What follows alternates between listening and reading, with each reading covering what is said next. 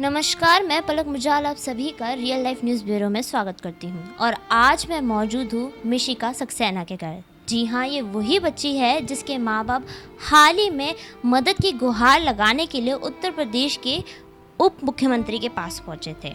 और वो भी इसलिए क्योंकि महज 8 महीने की मिशिका एक बेहद ही गंभीर बीमारी जिसका नाम है स्पाइनल मस्कुलर एट्रोफी से जूझ रही है। और इसके इलाज के लिए इनके माता पिता को 17.5 करोड़ की वैक्सीन लगवाना ज़रूरी है, लेकिन ये इतनी महंगी है जिसके कारण अभी तक इसका इलाज नहीं हो पाया है। और इसके इलाज के लिए इन्हें फंड्स और पैसों की ज़रूरत है, लेकिन अभी तक इन्हें सिर्फ सरकार से आश्वासन मिला है, ना कि मदद। लेकिन ऐसे कुछ बहुत से लोग भी हैं जिन्होंने इनकी मदद की है और आगे सामने आए हैं। लेकिन हम चाहते हैं कि सिर्फ कुछ ही लोग नहीं बल्कि सरकार के साथ तमाम देशवासी भी आगे आए और मिशिका की जान बचाने में मदद करें। तो और यहाँ बात सिर्फ देश की भी आती है, क्योंकि मिशिका के घर वालों ने पूरे देश से कहा है मदद के लिए। तो हम चाहते हैं पूरा देश सामने आए, और यहीं हमारे साथ इनके माता पिता भी मौजूद है। तो आइए चलिए इनसे बात करते हैं। तो मैम, मैं आपसे ये जानना चाहूँगी कि कब से मिशिका को ये प्रॉब्लम स्टार्ट हुई, क्या क्या सिम्टम्स आपको दिखना स्टार्ट हुए? तो मिशिका 4 महीने तक बिल्कुल ठीक थी। उसको कोई भी समस्या नहीं आ रही थी। वो बैठने भी लगी थी, अपने आप सिर रोकने लगी थी, सब कुछ जैसा एक आम बच्चा करता है वो वैसे ही कर रही थी। पर धीरे धीरे उसने अपने हाथ पैर का मूवमेंट होता है बच्चों का, सिर रोकना, पैर चलाना, सब कुछ उसका धीरे धीरे कम होता जा रहा था। उसको गोदी उठाने में भी लगता था जैसे उसका शरीर बहुत ढीला महसूस हो रहा है, लूज़ है। तो हमने सोचा कि एक बार डॉक्टर से पता करते हैं जाके। तो हम गंगाराम हॉस्पिटल गए न्यू दिल्ली में। वहाँ पे हम प्रवीण कुमार न्यूरोलॉजिस्ट हैं, उनसे मिले। उन्होंने हमें बताया कि उनको कुछ टेस्ट करने पड़ेंगे पता लगाने के लिए कि दिक्कत क्या है। उन्हीं टेस्टों में हमें पता चला कि इसको SMA नाम की बीमारी डिटेक्ट हुई है, जो कि हमारी फैमिली में हमने कभी सुनी नहीं थी किसी को। तो हम काफ़ी शॉक हुए वो सुन के कि हमारे बच्चे को ऐसी बीमारी कैसे हो गई। और उसके बाद इनको जेनेटिक डिपार्टमेंट में रेफ़र कर दिया गया है। और अब डॉक्टर रत्ना दुआपुरी हैं गंगाराम हॉस्पिटल की, जिनके अंडर ये ट्रीटमेंट में है। और डॉक्टर ने कहा है कि इसका कोई इलाज इंडिया में संभव नहीं है, सिर्फ वही दवा है जो कि इसको ठीक कर सकती है। पर उसकी कीमत जैसा कि आपने बताया 17.5 करोड़। तो फिर अब इस वैक्सीन को लगाने के लिए मतलब अब क्या करना पड़ेगा? कहाँ से फंड्स आ रहे हैं, कैसे पैसे मिल रहे हैं, और सरकार क्या हेल्प कर रही है? लगभग 1.5 महीना हो गया है हमें इस चीज़ को पता चले। और हमने बहुत सी संस्थाओं पे कॉल करा, यहाँ तक कि यूनिसेफ इंडिया पे भी कॉल करा। WHO, यूनिसेफ, गूंज, smile foundation, child health foundation, सबको कांटेक्ट करने की कोशिश करी। जितने भी रेडियोस थे सबसे बात करी। काफ़ी सारे फाउंडेशन से कॉल करी, रिलायंस फाउंडेशन, टाटा ट्रस्ट और अडानी फाउंडेशन, जितने भी बड़ी बड़ी संस्था हमें लोगों ने बताई, नंबर दिए। हमने दिन रात लग के सबको कॉल करा, बट हमें कहीं से भी ये जवाब नहीं मिला कि कोई भी हमारी मदद कर सकता है। अब तक जो भी मदद हुई है वो सिर्फ आम जनता से ही हुई है। हमारे जो मिलाप और इम्पैक्ट गुरु, GoFundMe जो प्लेटफॉर्म्स हैं, इन्हीं के थ्रू हमें मदद मिली है। पर सरकार से भी अभी कोई मदद नहीं आई है। और कोई इंडस्ट्रियलिस्ट, कोई बिजनेसमैन, किसी ने भी आगे आके नहीं बोला है अभी तक मदद के लिए। तो इनके पिताजी भी मौजूद हैं, मैं उनसे जानना चाहती हूँ। आप जैसे कि आपके हाथों में दिख रहे हैं लेटर्स, तो मैं जानना चाहती हूँ कहाँ पे आपने अभी तक अप्लाई करा है इनकी वैक्सीन के लिए, क्या क्या प्रोसेस आपने अभी तक कर लिया है? जी, हम लोगों ने सारे ही बड़े नेता हमारी उत्तर प्रदेश सरकार के सभी से ही बात करने की कोशिश करी है। माननीय मुख्यमंत्री जी ब्रजेश पाठक जी से हम लोग पर्सनली मिल भी चुके हैं।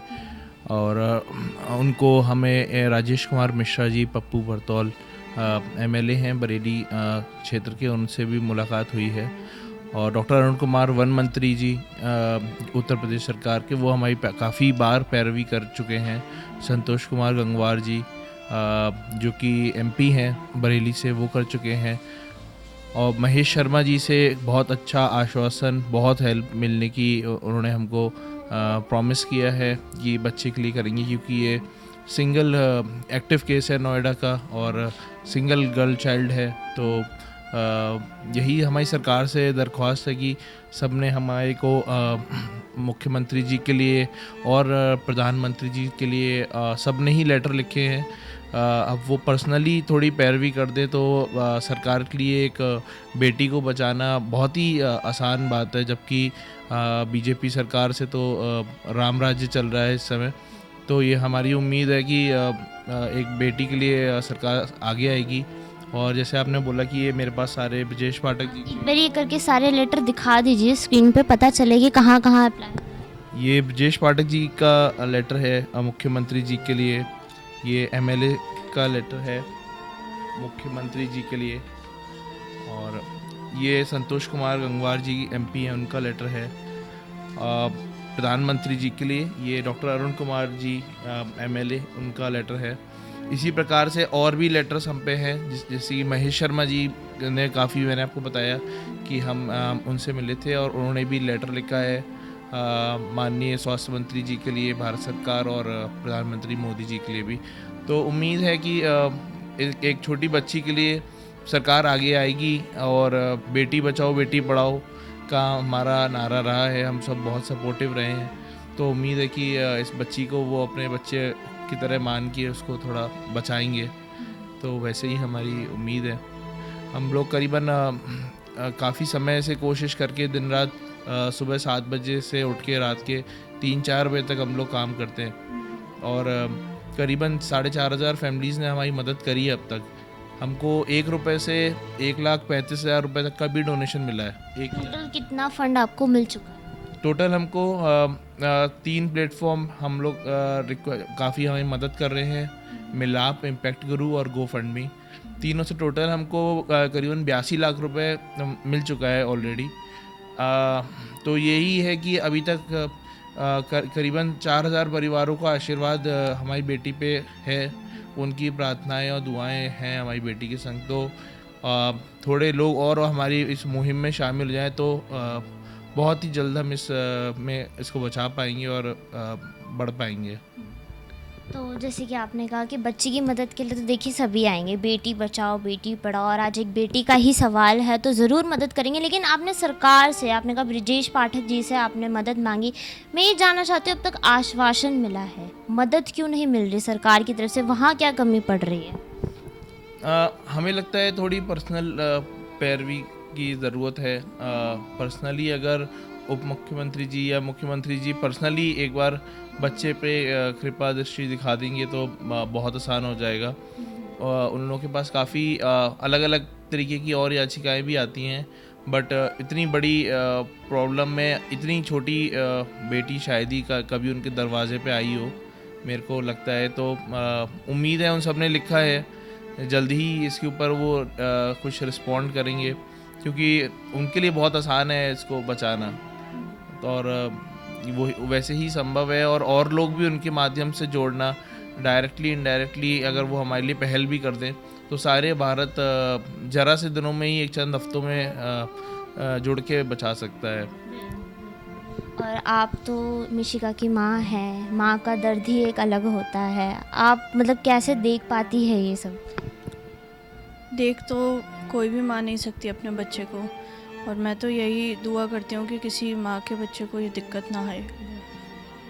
लेकिन आपको ऐसा नहीं लगता कि आपके अंदाजे से कितने ऐसे और बच्चे हैं जिन्हें यही बीमारी हो रखी है?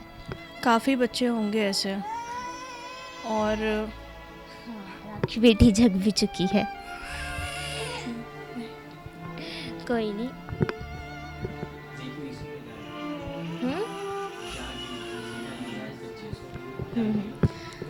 तो जैसे कि आप देख सकते हैं कि मिशिका भी जाग चुकी है, अभी तक सो रही थी और अपनी माँ की गोद में आ चुकी है।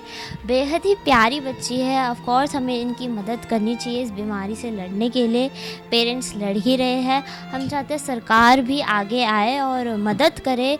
तो मैं एक बार और जानना चाहूँगी किस किस प्लेटफॉर्म में लोग फंड्स दे सकते हैं अपना, उसके बारे में एक बता दीजिए।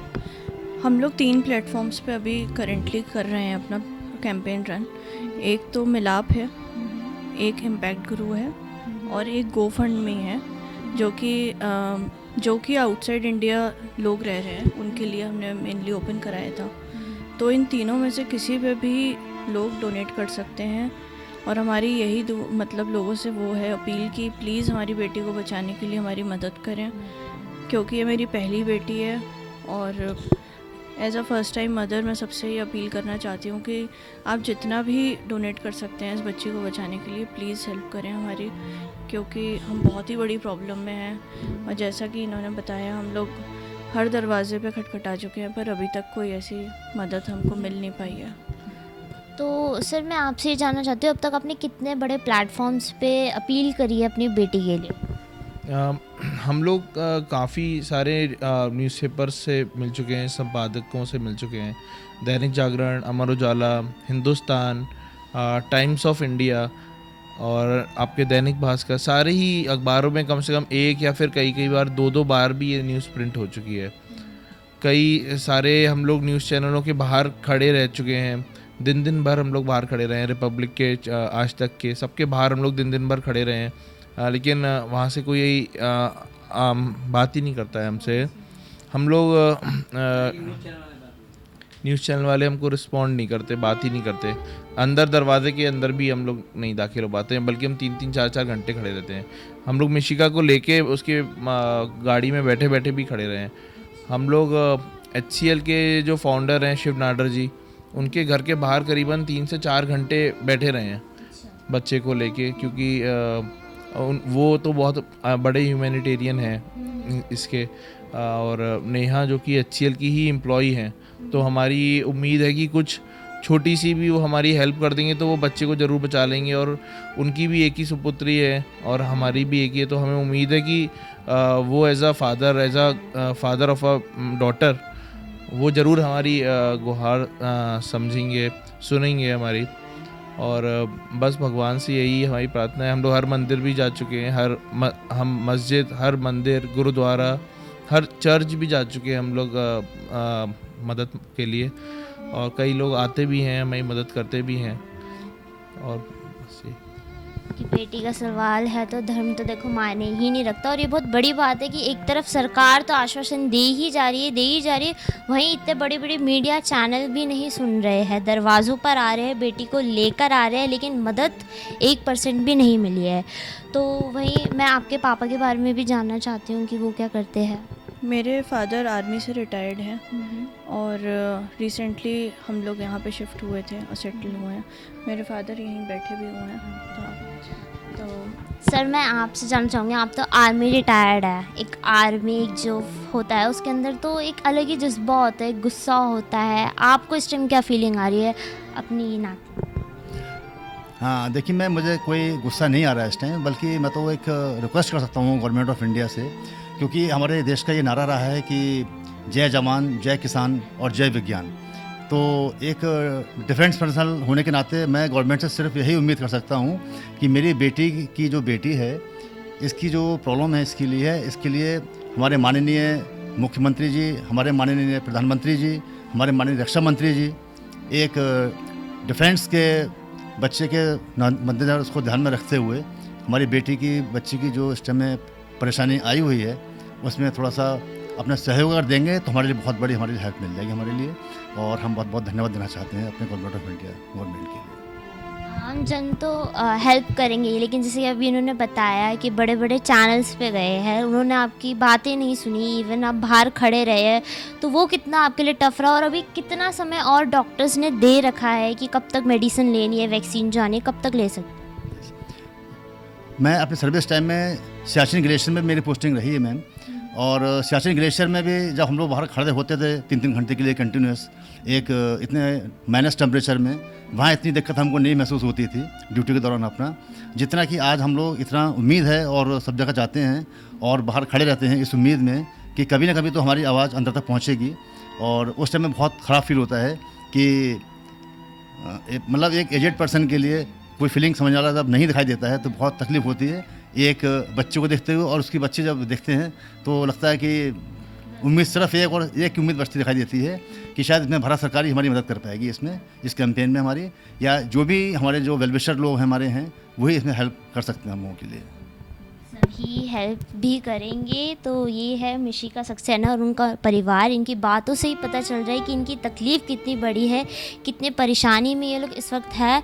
और बात है एक बेटी की, जैसे कि इन्होंने बताया बेटी बचाओ बेटी बढ़ाओ, तो एक आज बेटी की ही मदद है और चाहिए।